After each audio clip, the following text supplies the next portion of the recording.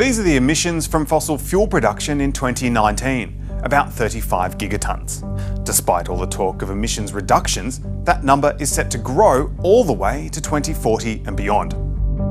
That's a problem, because if we want to keep warming at 1.5 degrees, it's more than twice what we're allowed to produce. That difference is what the UN calls the production gap, the basis of its latest report. We need to get rid of fossil fuels. It's not even in line with 2 degrees warming. For that, we'd need to cut fossil fuel production by 45%. Countries have made pledges to reduce emissions. This is what those pledges would require. The problem is, even that isn't anywhere near enough. That is really inconsistent with our interest to avoid more wildfires and floods and droughts and everything else that comes with climate change. According to the UN, countries are throwing taxpayer money at increasing their fossil fuel production instead of reining it in.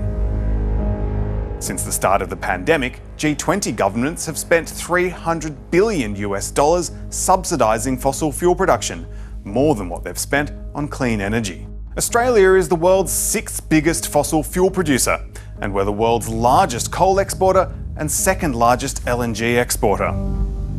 Up to 2030, Australia expects to see increases in the production of all 3 fossil fuels. Coal production will rise 4%, gas 12%, and oil 32%. And our taxes are being used to accelerate that. The report notes Australia's commitment to a gas-fired recovery. Once we stop all these subsidies, then the energy transition will be even much quicker, and hopefully as quick as we need it to be for avoiding the world's worst climate impacts. What to do about it? Well, the report says the answer is clear. Governments need to wind down the production of coal, oil and gas, and the coming climate conference in Glasgow is the place to do it. Michael Slezak, ABC News.